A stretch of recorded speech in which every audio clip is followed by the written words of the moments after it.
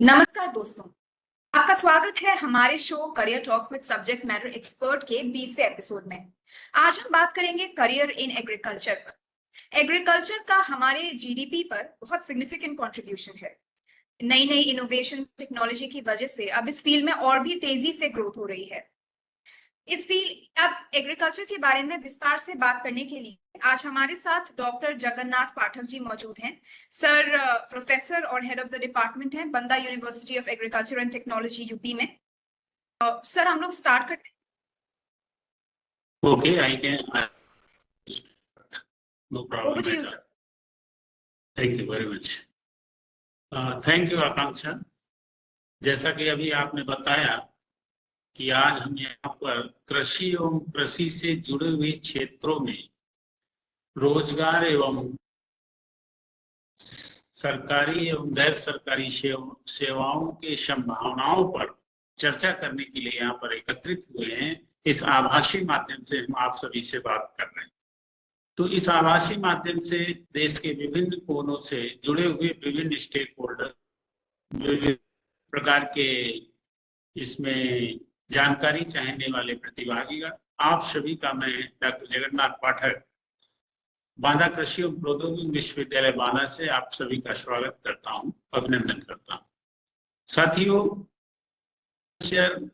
एक ऐसा क्षेत्र है कि जब तक सूरज चांद रहेगा तब तक तेरा नाम रहेगा। ठीक इसी प्रकार से जब तक सूरज चांद और पृथ्वी रहेगी और मनुष्य रहेगा तो एग्रीकल्चर जरूर रहेगा, क्योंकि बगैर एग्रीकल्चर के किसी का भी जीवन यापन नहीं। कोई किसी प्रकार का उद्योग करे, कोई किसी प्रकार का और दूसरा उद्यम स्थापित करे, लेकिन पेट भरने के लिए उसको एग्रीकल्चर आधारित ही भोजन पदार्थ चाहिए। तो एग्रीकल्चर एक ऐसा सेक्टर है जो सदैव सतत आप सबके साथ रहने वाला है, आप सबको इसमें भागीदार बना करके रखने वाला है। तो इस प्रकार से जितने भी विधाएं हैं शिक्षा के क्षेत्र की, उस सबसे महत्व है। और एग्रीकल्चर में जब हम बात करते हैं रोजगार की या किसी प्रकार के जॉब अपॉर्चुनिटी, तो बहुत सारे ऐसे सेक्टर्स हैं जिनमें लिख करके आगे बढ़ सकते हैं। ऐसे अगर हम देखेंगे तो हमारे पास एक तो सरकारी महकमा है जिसको गवर्नमेंट सेक्टर बोलते हैं, दूसरा हमारे पास गैर सरकारी महकमा है जिसको हम प्राइवेट सेक्टर बोलते हैं, और तीसरा हमारे पास एनजीओ सेक्टर्स है, नॉन गवर्नमेंटल ऑर्गेनाइजेशन। इस नौकरियों की एवं जॉब की तलाश करते हैं। तो जब हम गवर्नमेंट सेक्टर की बात करते हैं तो उसमें बहुत सारे आयाम, एग्रीकल्चर जॉब्स की जब बात करते हैं तो गवर्नमेंट सेक्टर यानी सरकारी महकमा, प्राइवेट सेक्टर माने गैर सरकारी, एनजीओ माने कि नॉन गवर्नमेंटल ऑर्गेनाइजेशन यानी गैर सरकारी संस्था। गवर्नमेंट जॉब्स की जब हम बात करते हैं कृषि के क्षेत्र में तो एक अनुसंधान का क्षेत्र आता है जिसमें कि वैज्ञानिक बनने की संभावनाएं होती हैं। दूसरा टीचिंग का क्षेत्र आता है जिसमें शिक्षक बनने की संभावनाएं होती हैं। तीसरा डेवलपमेंट यानी विकास करने के लिए जो विकास की योजनाएं, परियोजनाएं, स्कीम्स चलती हैं उनके भी उसमें हमारी संभावना होती है। फर्टिलाइजर्स एंड केमिकल इंडस्ट्री बहुत सारी हैं, उनमें हमारी संभावनाएं होती है। इसी के साथ जो कृषि में विभिन्न प्रकार की तकनीकियों का विकास होता है उनके प्रचार प्रसार के लिए एक्सटेंशन डिवीजन होता है, प्रसार विभाग, उसमें भी हम लोगों की संभावनाएं रहती है। और इसके साथ साथ बैंकिंग यानी बैंक के क्षेत्र में भी बहुत सारी संभावनाएं। जब हम रिसर्च की बात करते हैं, अनुसंधान की, तो देश में ICAR, Indian council of agriculture research यानी भारतीय कृषि अनुसंधान परिषद, पूसा, नई दिल्ली, के माध्यम से देश के विभिन्न हिस्सों में विभिन्न प्रकार के अनुसंधान संस्थान खोले गए और वो स्पेसिफिक हैं। जैसे गन्ना जहाँ पर उगता है वहाँ गन्ना से आधारित अनुसंधान केंद्र है, जहाँ मूंगफली है वहाँ मूंगफली आधारित है, जहाँ पर कपास है वहाँ कपास आधारित है, जहाँ पर दलहन है वहाँ दलहन आधारित है, जहाँ पर तिलहन है वहाँ तिलहन आधारित है। तिलहन है जैसे राजस्थान में तो भरतपुर में है, गन्ना है तो इसका आपका लखनऊ में है, कोयम्बटूर में है, और कपास का आपका नागपुर में है। ऐसे विभिन्न इंस्टीट्यूट, जैसे अंगूर है तो उसका आपका पुणे में है, प्याज और गार्लिक का भी पुणे में है। ऐसे बहुत सारे इंस्टीट्यूट, जैसे ना आप कोकोनट की बात करेंगे तो केरला में है, मसाले की बात करेंगे तो केसरगढ़ में है। ऐसे बहुत सारे इंस्टीट्यूट, 100 से अधिक संस्थान पूरे देश में फैले हुए हैं, जिनमें विभिन्न विषयों के वैज्ञानिक, जैसा कि आप लोगों को ज्ञान होगा या जानते होंगे कि कृषि में करीब मोर देन 12 और 16 सब्जेक्ट्स में एमएससी पीएचडी होता है। जैसे कि आप जानते हैं एग्रोनॉमी यानी सस्य विज्ञान है, सॉइल साइंस यानी मृदा विज्ञान है, प्लांट ब्रीडिंग एंड जेनेटिक्स यानी पादप अनुवांशिकी है, एंटोमोलॉजी कीट विज्ञान है, पैथोलॉजी रोग विज्ञान है, एक्सटेंशन कृषि प्रसार है, बायोकेमिस्ट्री है, आपका सीड टेक्नोलॉजी यानी बीज तकनीकी भी है, प्लांट फिजियोलॉजी है, पादप कार्यकी है। ऐसे बहुत सारे विषय हैं और इन सभी विषयों के वैज्ञानिक में होते हैं। इसी के साथ साथ आप देखेंगे कि कृषि विश्वविद्यालय में 3 आयाम एक साथ चलते हैं, रिसर्च, टीचिंग और एक्सटेंशन। यानी विश्वविद्यालयों में भी रिसर्च की अपार रिसर्च के रूप में जॉब रहता है। तो विश्वविद्यालयों के साथ साथ इधर आप देखेंगे रक्षा अनुसंधान संगठन डीआरडीओ में भी कृषि के वैज्ञानिक नियुक्त होते हैं। और इसके अलावा इस तरह से आप इन वैज्ञानिकों के पदों के लिए चयनित हो सकते हैं, बशर्ते आप अपनी योग्यता पूरी कर रहे हो। और कहीं पर भी वैज्ञानिक बनने के लिए कम से कम आपको मास्टर यानी पढ़ा स्नातक होना आवश्यक है, और पीएचडी अगर हो, डॉक्टरेट हो तो और अच्छा। इसके साथ ही आपको लिखने लिखाने का ज्ञान आना चाहिए, यानी कोई पब्लिकेशन करना है इसकी अच्छी प्रकार से आपको जानकारी होनी चाहिए। तो इस तरह से वैज्ञानिक बनने के क्षेत्र खुले हुए हैं। टीचिंग की जब बात आती है तो शिक्षक बनने का क्षेत्र जो है आपका, एक तो ऐसा है कि आपने बीएससी एजी करके और उसके बाद बीएड और बीटीसी कर लिया तो आप प्राइमरी में भी शिक्षक हो सकते हैं। लेकिन मैं यहाँ प्राइमरी शिक्षक की तरफ आपका ध्यान नहीं आकर्षित कर रहा हूँ। यहाँ पर मैं आपका ध्यान आकर्षित कर रहा हूँ intermediate college, degree college, university, केंद्रीय विश्वविद्यालय, राज्य विश्वविद्यालय, नवोदय विद्यालय आदि आदि। यहाँ पर सभी जगह टीचिंग का आपका यानी शिक्षक बनने का स्कोप खुला हुआ। तो जैसे कि इंटर कॉलेज की और हाई स्कूल की जब बात करते हैं तो 2 तरह के टीचर वहां पर बनते हैं, TGT and TGT, trained graduate teacher and post graduate teacher. तो इनमें हर राज्य का एक अपना अपना एग्जाम सिस्टम है, परीक्षा का तंत्र है। उस परीक्षा को पास करके आप हाई स्कूल और इंटरमीडिएट कॉलेज में शिक्षक बन सकते हैं। इसी प्रकार से डिग्री कॉलेज का भी अपना अपना परीक्षा का तंत्र है। उस परीक्षा को पास करके और पीएचडी और नेट इस तरह करके आप डिग्री कॉलेज में असिस्टेंट प्रोफेसर, एसोसिएट प्रोफेसर और प्रोफेसर, लेकिन एंट्री लेवल यानी सब पहली बार जब आप प्रवेश करेंगे तो आपकी पोस्ट असिस्टेंट प्रोफेसर, सहायक प्राध्यापक की होगी। उसके बाद आप सह प्राध्यापक बन सकते, प्रमोशन से बन सकते हैं, या इंटरव्यू साक्षात्कार दे करके बन सकते हैं, और फिर प्राध्यापक यानी प्रोफेसर बन सकते हैं। और प्रोफेसर बनने के बाद शिक्षा के क्षेत्र में और ऊंचाइयों पर जाने का रास्ता खुल जाता है। तो यानी आप हाई स्कूल इंटरमीडिएट में शिक्षक बन सकते हैं, और आप डिग्री कॉलेज में बन सकते हैं, विश्वविद्यालयों में बन सकते हैं, केंद्रीय विश्वविद्यालयों में बन सकते हैं। इस तरह से शिक्षा का क्षेत्र खुला हुआ। जब हम एक्सटेंशन की बात करते हैं तो जैसे अभी हमने शुरू में बताया कि रिसर्च यानी अनुसंधान के यानी रिसर्च साइंटिस्ट यानी अनुसंधान वैज्ञानिक बनने की अपार संभावनाएं हैं। जब आप अनुसंधान करेंगे तो बहुत सारी तकनीकियों का विकास होगा। वो तकनीकियां किसान तक कैसे पहुंचेंगी, तो उसके लिए अपने को प्रचार और प्रसार करना पड़ेगा, प्रचार प्रसार के तरीके अपनाने पड़ेंगे। तो प्रचार प्रसार यानी एक्सटेंशन की भी संभावनाएं बहुत सारी हैं। इसमें सबसे अच्छा जो सिस्टम काम कर रहा है वो कृषि विज्ञान केंद्र अर्थात केवीके है, जो कि देश में करीब 700 हो चुके हैं। यानी देश के प्रत्येक जिले में एक कृषि विज्ञान केंद्र काम कर रहा है और किन्हीं किन्हीं जिलों में दो दो कृषि विज्ञान केंद्र काम कर रहे हैं, जिसके माध्यम से कृषि एवं कृषि से संबंधित विकसित हो रही तकनीकियों को किसानों तक पहुंचाने का तंत्र काम कर रहा है। इसी के साथ आप एक दूसरा सेक्टर देखेंगे तो बैंकिंग, यानी कोई भी बैंक ऐसी नहीं होगी जिसके पास एग्रीकल्चर ग्रेजुएट एम्प्लॉयड ना हो, क्योंकि जो एग्रीकल्चर रिलेटेड लोनिंग होती है, एग्रीकल्चर रिलेटेड जो उनकी स्कीम्स होती है, कृषि आधारित जो उनकी योजनाएं परियोजनाएं होती हैं, वो सभी एग्रीकल्चर से पढ़े हुए स्नातक परास्नातक छात्रों के लिए अपार संभावना।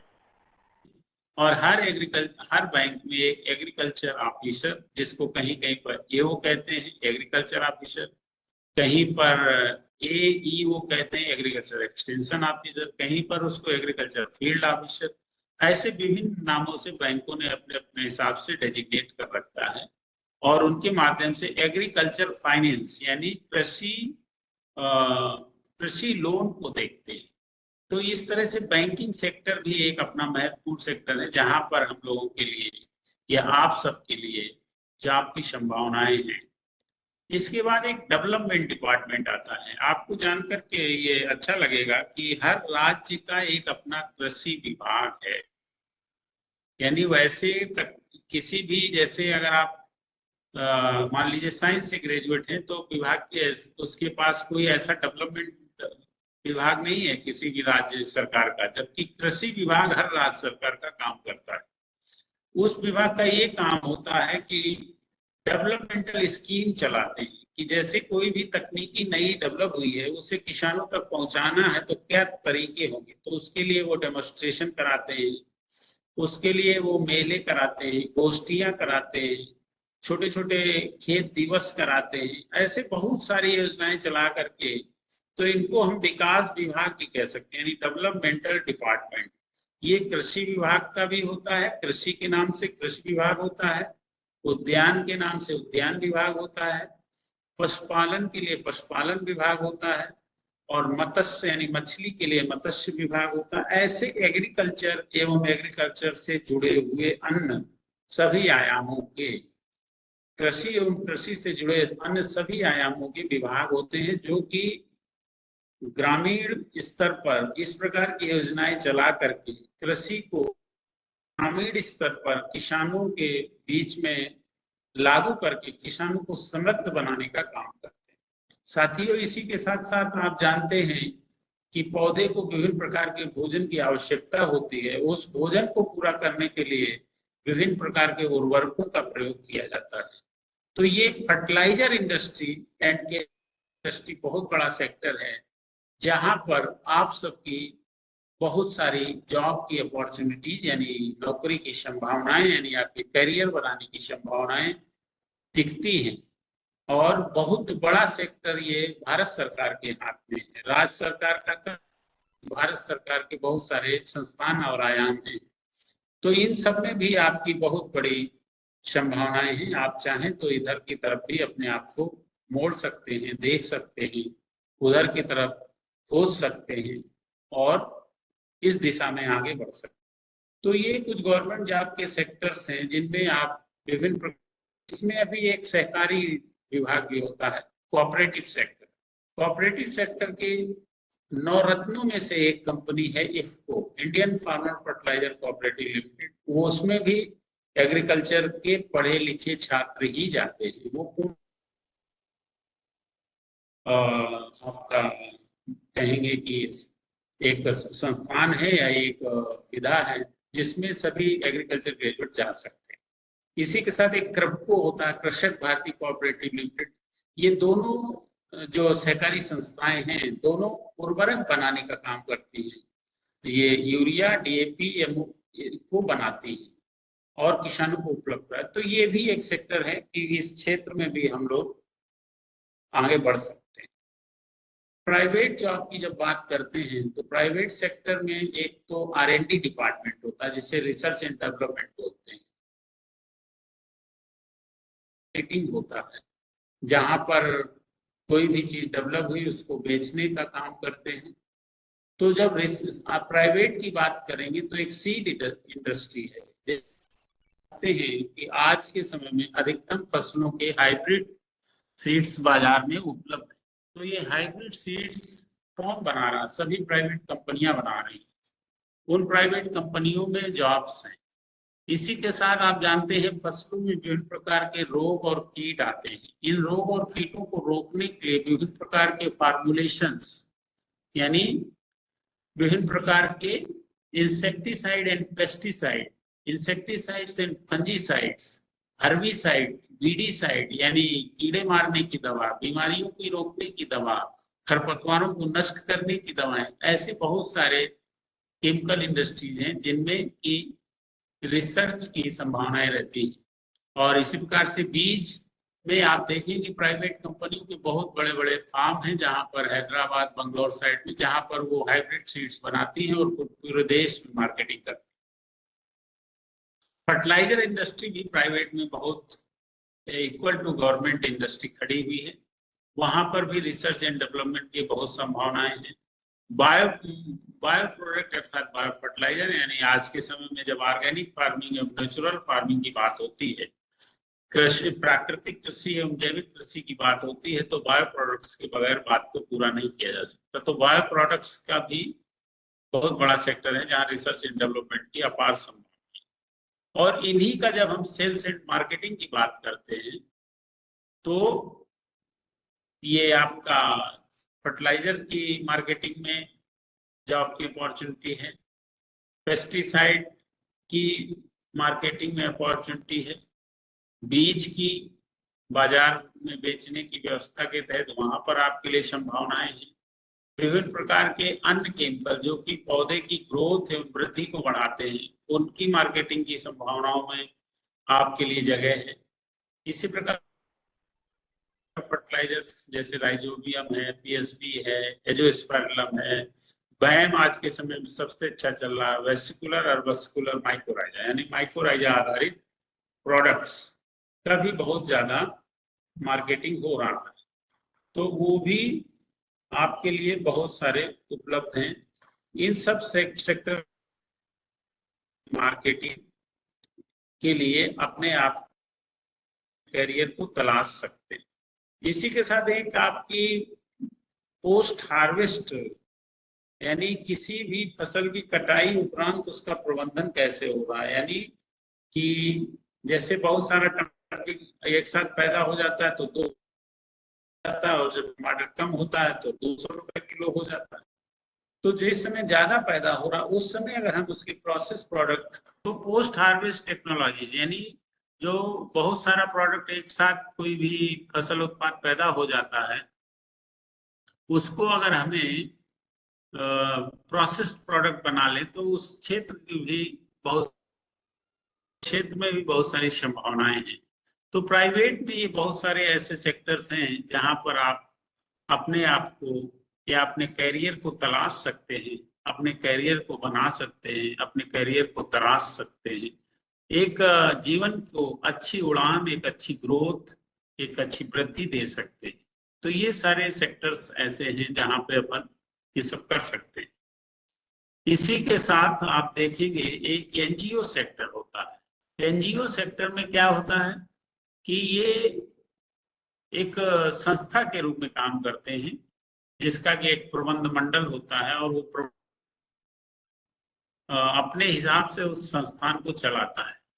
तो एनजीओ सेक्टर में भी जॉब की बहुत सारी संभावनाएं हैं। जैसे कि आप देखेंगे कि सबसे पहले एग्रीकल्चर डेवलपमेंट चलते हैं यानी प्रोजेक्ट्स चलते हैं जो कि विदेशों से भी फंडिंग होती है, वर्ल्ड बैंक से फंडिंग होती है, रॉकफेलर से फंडिंग होती है, और माइक्रोसॉफ्ट के जैसे फाउंडेशन है उससे भी फंडिंग होती है, देश की विभिन्न संस्थानों से फंडिंग होती है, और विभिन्न परियोजनाओं पर काम किया जाता है जिनके माध्यम से एक विशेष समस्या के समाधान के लिए अभियान चलाया जाता है। जैसे आप देखेंगे कि आपके मिट्टी का बहुत ज्यादा क्षरण हो रहा है, मिट्टी का बहुत ज्यादा क्षरण हो रहा है, तो उसके लिए सॉइल कंजर्वेशन चलाते हैं। आप देखेंगे कि किसी प्रकार के ऐसी कोई नई तकनीक है उसको एडाप्ट कराना, तो उसके लिए अभियान चलाते हैं। तो एनजीओ में आप देखेंगे रूरल डेवलपमेंट और एग्रीकल्चर डेवलपमेंट की बहुत सारे प्रोजेक्ट परियोजनाएं चलती रहती, उनके समाधान के लिए हम लोग तो इन एनजीओ के माध्यम से एक बहुत बड़ा नाम खड़ा कर सकते हैं। जैसे आचार्य विनोबा भावे ने एक सर्वोदय आश्रम स्थापित करके बहुत बड़ा नाम स्थापित किया। तो इस तरह से एनजीओ में एक वो है कि जो ना तो गवर्नमेंट सेक्टर दिला सकता है, ना प्राइवेट सेक्टर प्रसिद्धि आपको दिला सकता है, जो एनजीओ सेक्टर आपको इस युग में प्रसिद्धि दिला सकता है। इसी प्रकार से एनजीओ के माध्यम से सेल्फ हेल्प ग्रुप, स्वयं सहायता समूह बनाए जाते हैं, और वो कृषि के क्षेत्र में भी बनाए जाते हैं। तो स्वयं सहायता समूह के माध्यम से विभिन्न प्रकार के उद्यम खड़े किए जाते हैं। पहले अपनी थोड़ी थोड़ी बचत, और उस बचत के साथ बैंक से लिंकेजेस, और बैंक से लिंकेजेस से लोनिंग की व्यवस्था, और उस लोनिंग और अपनी बचत दोनों को मिला करके एक कोई उद्यम शुरू करना, स्वयं समूह यानी सेल्फ हेल्प ग्रुप के माध्यम से। तो आप देखेंगे कृषि के क्षेत्र में इनका बड़ा महत्व है, और बहुत बड़े बड़े इनके द्वारा काम हुए हैं, बहुत बड़े बड़े इतिहास रचे गए हैं स्वयं सहायता समूह के। ऐसे ऐसे स्वयं सहायता समूह हैं जिन्होंने आगे चल के अपनी बैंक बना ली, और उस बैंक के माध्यम से इंटर लोनिंग और समाज को लिए लोनिंग का काम करते हैं। इसी के साथ एक एफपीओ होता है, फार्मर ऑर्गेनाइजेशन। तो एफपीओ में क्या होता है कि एक जैसा उत्पाद पैदा करने वाले विभिन्न किसानों का एक संगठन बन जाता है, और उस संगठन के माध्यम से फिर हम उसमें विभिन्न प्रकार के इनकम जनरेशन एक्टिविटीज यानी आय आधारित बहुत प्रकार की गतिविधियों को शुरू करते हैं। मान लीजिए कोई एफपीओ के माध्यम से दाल मिल लगा लिया, या कोई चावल उगाने वाले क्षेत्र का है एफपीओ, तो वहां पर जो बासमती चावल है उसकी प्रोसेसिंग का प्लांट लगा लिया।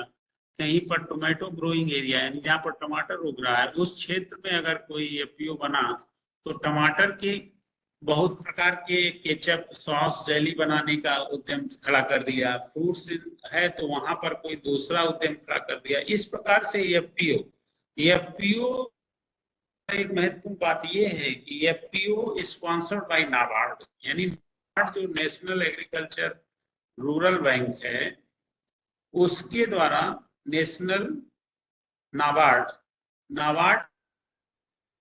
तो इस तरह से आप देखेंगे कि इंटरप्रेन्योर्स यानी स्टार्टअप आज के समय में देश में एग्रीकल्चर से पढ़े कम लोग, आईआईटी से पास आउट लोग ज्यादा कर रहे हैं। तो एक स्टार्टअप यानी एक नया कुछ, बहुत सारी संभावनाएं हैं कृषि के क्षेत्र में, उसमें भी अपन लोग संभावनाओं को तलाश सकते हैं, देख सकते हैं, प्रयास कर सकते हैं।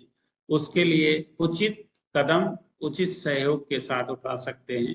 सहयोग करने के लिए हमारे बैंक्स हैं जहाँ से आप लोनिंग करवा सकते हैं। बहुत सारी स्कीम सरकार की चल रही हैं जिनके माध्यम से, जैसे स्टार्टअप की, उसमें कुछ हद तक लोनिंग की व्यवस्था है, उसका सहयोग ले सकते हैं। इस प्रकार से आप बहुत सारे नए नए चीजों को करने के लिए अपने स्तर से सक्षम हो सकते हैं। तो ये कुछ सेक्टर्स हैं जहाँ पे आपके लिए बहुत सारी संभावनाएं हैं काम करने की। इसके अलावा यहाँ पे देखेंगे जैसे टीचिंग की बात करते हैं तो बहुत अच्छे टीचर्स अभी हम लोगों ने 5 सितंबर को ही शिक्षक दिवस मनाया है, जो कि सर्वपल्ली राधाकृष्णन जी के जन्मदिन पे मनाया जाता है। तो शिक्षक के रूप में आप एक आदर्श स्थापित कर सकते हैं कृषि के शिक्षक बन करके, और देश और विदेश में अपना नाम कर सकते हैं, अपना गौरव स्थापित कर सकते हैं, देश का नाम ऊंचा कर सकते हैं, देश को सम्मान दिला सकते हैं, स्वयं भी सम्मानित हो सकते हैं इस तरह से कृषि शिक्षक बन करके आप। और ये अपार संभावनाएं हैं हर स्तर पर। इसी प्रकार से आप देखेंगे कि एग्रीकल्चर इंजीनियर में यानी सॉइल एंड वाटर इंजीनियर होता है, और एक इम्प्लीमेंट इंजीनियर होता है। यानी आप जो भी कृषि में मशीनों का प्रयोग देखते हैं वो सभी मशीनें किसी न किसी इंजीनियर द्वारा बनाई गई हैं। तो वो भी एक सेक्टर बहुत बड़ा है जहां पर आप सभी के लिए बहुत सारे सहयोग के बहुत सारे क्षेत्र हैं। एग्रीकल्चर इकोनॉमिस्ट, क्योंकि जो भी बजट पास होता है उसमें एग्रीकल्चर का एक अलग हिस्सा होता है, और इस प्रकार से इकोनॉमिक्स भी बन सकते हैं। आप देखेंगे बहुत प्रकार के जो न्यूज पेपर्स होते हैं हिंदी और इंग्लिश के, उसमें एक स्तंभकार यानी लिखने वाले कॉलम राइटर्स होते हैं, कृषि पर ही लिखते हैं। कृषि का भारत की अर्थव्यवस्था में योगदान, भारत की अर्थव्यवस्था क्या कृषि के बगैर मजबूत हो सकती है, या भारत की अर्थव्यवस्था को मजबूत करने के लिए कृषि में क्या करना होगा। इस प्रकार के बहुत सारे आयाम होते हैं। तो यानी एक आप एक अच्छे एग्रीकल्चर अर्थशास्त्री, कृषि अर्थशास्त्री बन सकते हैं। आप जब भी देखेंगे कहीं पर कोई आर्थिक बहस होती है किसी मुद्दे को लेकर के, उसमें कृषि का एक अपना आयाम होता है, और कृषि विशेषज्ञ उस पे जुड़े रहते हैं, और वो उस कृषि एवं कृषि से होने वाली आय और उससे होने वाली परेशानियों पर प्रकाश डालते हैं। तो एक तरह से सेक्टर है। इसी प्रकार से बहुत बड़े बड़े फार्म्स होते हैं, उनमें फार्म मैनेजर यानी प्रक्षेत्र प्रबंधक का भी क्षेत्र होता है। वहां पर भी आपके लोगों के लिए बहुत सारी संभावनाएं हैं, उसमें भी आप आगे बढ़ सकते हैं। ऐसे ही जो अभी हमने शुरू में आपको बताया है कि वैज्ञानिक कृषि के क्षेत्र में, ये भारत के वैज्ञानिक हैं डॉक्टर रतन लाल जी, जिनको कि अभी ही बहुत बड़ा पुरस्कार मिला हुआ है, और आपने बहुत सारा काम किया है। इसी प्रकार से आपने देश में MS स्वामीनाथन जी का नाम सुना होगा, जिन्होंने हरित क्रांति में अपना योगदान दिया। डॉक्टर रंधावा का नाम सुना होगा, जिन्होंने सॉइल के क्षेत्र में काम किया। ऐसे बहुत सारे वैज्ञानिक हुए हैं जिन्होंने बड़े बड़े काम किए हैं और देश का नाम रोशन किया है। तो MS स्वामीनाथन ने जो हरित क्रांति में काम किया, उसके दम पर नॉर्मन बोरलॉग को जो है शांति का नोबेल पुरस्कार मिला। तो यानी इस तरह से आप इस सेक्टर में सुनो, तो इस तरह से विज्ञान के क्षेत्र में बहुत सारा आप लोगों के लिए संभावनाएं हैं। तो इसी प्रकार से आप देखेंगे एक अच्छा शिक्षक, एक अच्छा वैज्ञानिक, एक अच्छा कृषि कृषि अभियांत्रिकी के क्षेत्र में भी नाम कर सकते हैं। बहुत सारे ऐसे सेक्टर्स हैं जिनमें आप अपना नाम रोशन कर सकते हैं। तो इसके अलावा आपको जैसे लोक सेवा आयोग है उत्तर प्रदेश, जैसे हर राज्य का एक अपना लोक सेवा आयोग है, और अपना भारत देश का यूनियन पब्लिक सर्विस कमीशन यानी संघ लोक सेवा आयोग। इनमें से भी कृषि, जब BSc AG या BSc horticulture, BSc forestry, BSc home science या किसी ये एवं कृषि से संबंधित कोई भी जब ग्रेजुएट कोर्स करते हैं, तो आप समझिए देश की सबसे बड़ी नौकरी यानी IAS के लिए भी एलिजिबल हो जाते हैं। बहुत सारे ऐसे एग्जाम्पल्स हैं जिन्होंने कृषि से स्नातक पढ़ा, स्नातक किया और उसके बाद IAS का एग्जाम दिया, उसमें बन गए। यानी और हर राज्य जो है अपने राज्य लोक सेवा आयोग के माध्यम से यानी स्टेट पब्लिक सर्विस कमीशन के माध्यम से बहुत एग्जाम्स कंडक्ट कराती है। उन एग्जाम्स के माध्यम से जो कि प्योर एग्रीकल्चर बेस्ड होते हैं, उन एग्रीकल्चर के एग्जाम देकर के बहुत सारी अपॉर्चुनिटीज खुल जाती हैं। और उनके जैसे कि आप अगर उत्तर प्रदेश की बात करें तो जिला कृषि अधिकारी, डिस्ट्रिक्ट एग्रीकल्चर ऑफिसर, जिला उद्यान अधिकारी, district horticulture officer, veterinary officer PO, और फिर यही प्रमोट होकर के कमिश्नर तक जाते हैं, यहाँ तक और डायरेक्टर एग्रीकल्चर तक बनते हैं। तो ये सारे सेक्टर्स खुले हुए हैं, और इनमें नीचे की भी कुछ पोस्ट होती है जो एक्सटेंशन का काम करती हैं। जैसे रूरल एग्रीकल्चर ऑफिसर होता है, रूरल एग्रीकल्चर एक्सटेंशन ऑफिसर होता है, ग्रामीण कृषि विस्तार अधिकारी, ग्रामीण उद्यान अधिकारी, और इवन लेखपाल है, सचिव है। ये सारी चीजें जो है कृषि एवं कृषि से पढ़े हुए स्नातक एवं परास्नातक छात्र हासिल कर सकते हैं। इन क्षेत्रों में अपने आप को आगे बढ़ा सकते हैं। जैसे हार्टिकल्चरिस्ट, आप आज इस समय बढ़ते हुए युग में, जो आज का युग है, अर्थ का युग, इसमें आप देखते हैं कि सभी लोग अपने मकान के बाहर या हर ऑफिस के बाहर बाहर कुछ न कुछ लैंडस्केपिंग, गार्डनिंग करते हैं। तो इस प्रकार से हार्टिकल्चर में लैंडस्केपिंग एंड गार्डनिंग का बहुत बड़ा स्कोप है, जो कि एक एग्रीकल्चर ग्रेजुएट ही कर सकता है और कोई नहीं कर सकता है। तो इस क्षेत्र में भी संभावनाएं तलाश सकते हैं। इसमें बहुत बड़ा स्कोप है। हर ऑफिस में एक, जो बड़े बड़े होटल्स हैं, बड़े बड़े ऑफिस हैं, हर ऑफिस में और हर होटल में लैंडस्केपर की जरूरत होती है। तो इस प्रकार से लैंडस्केपिंग एवं गार्डनिंग का बहुत बड़ा स्कोप है। इसमें भी आप चाहें तो अपने आप को, संभावनाओं को तलाश सकते हैं।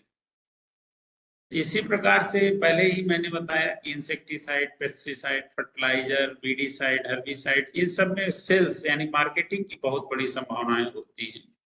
उसमें भी आप आगे बढ़ सकते हैं। इसी प्रकार से बहुत सारी सरकार की स्कीमें चल रही हैं, जैसे कि एक आत्मा चल रही है, एग्रीकल्चर टेक्नोलॉजिकल मैनेजमेंट एजेंसी।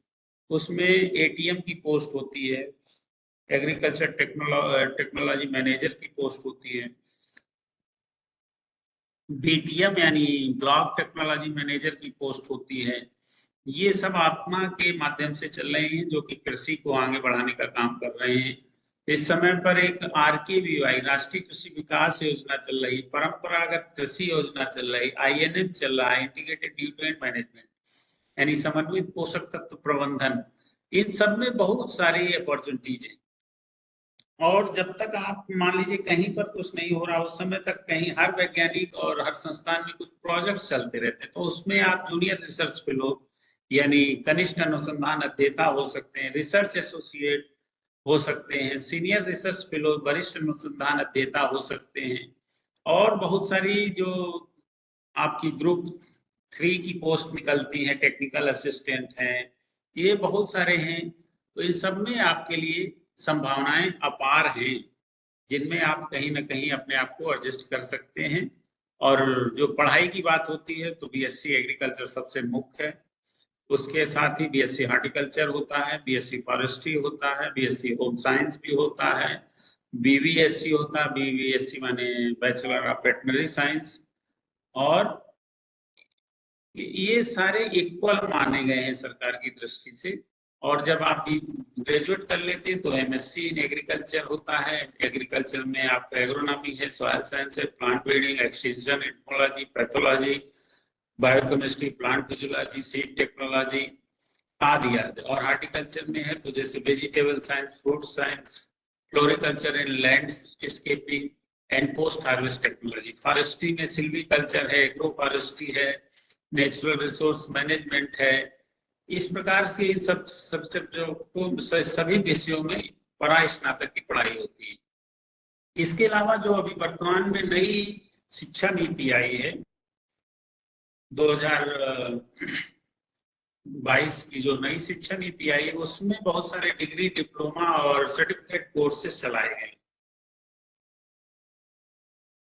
वो डिग्री, डिप्लोमा और सर्टिफिकेट कोर्सेज भी कर करके, जैसे केचुआ खाद पालन की सर्टिफिकेट कोर्स कर लिया और अपना के वर्मी कंपोस्ट प्रोडक्शन शुरू कर दिया, लैब में सॉइल एंड प्लांट एनालिसिस का सर्टिफिकेट कोर्स कर लिया और अपना लैब का काम शुरू कर दिया, प्रोसेस्ड फूड के लिए सर्टिफिकेट या डिप्लोमा कोर्स कर लिया, फिर अपने भाई बनाने लगे प्रोडक्ट्स, या फिर लैंडस्केपिंग में कोई डिग्री, डिप्लोमा कर लिया और सर्टिफिकेट कोर्स, उसके बाद जाकर के किसी होटल, किसी रेस्टोरेंट।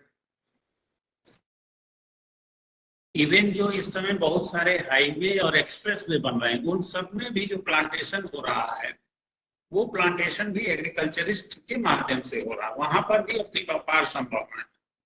तो इस तरह से आप देखेंगे तो एग्रीकल्चर एक ऐसा सेक्टर है जहां पर बहुत सारी संभावनाएं हैं, किसी प्रकार की कोई दिक्कत नहीं है और बहुत कुछ करने की संभावना है।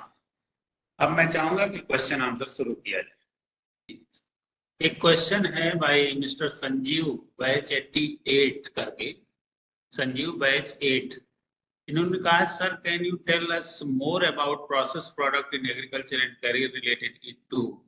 तो ऐसा है कि हम आपको बता दें कि हमारे विश्वविद्यालय से 2 स्टूडेंट ने जो बीएससी हॉर्टिकल्चर किया था, और उस दौरान जो उन्होंने प्रैक्टिकल में सीखा था, उस प्रैक्टिकल के आधार पर उन्होंने अपना स्वयं का उद्योग डाला, जो कि विभिन्न प्रकार के प्रोसेस प्रोडक्ट बना रहे हैं, जैसे कि अचार, जैम, जेली, तो ये बहुत कॉमन चीज है। इससे ऊपर निकल गए हैं, वो विभिन्न प्रकार के ऐसे प्रोडक्ट बना रहे हैं जो कि लखनऊ में बक्सी का तालाब जगह है, वहां पर एक मिस्टर हिमांशु है, वो अपनी इंडस्ट्री चला रहे हैं, और इधर बांदा में एक मिस्टर लौलेश है, वो अपनी इंडस्ट्री चला रहे हैं। तो यानी बहुत इसमें संभावनाएं हैं, बहुत बड़ी इंडस्ट्री है।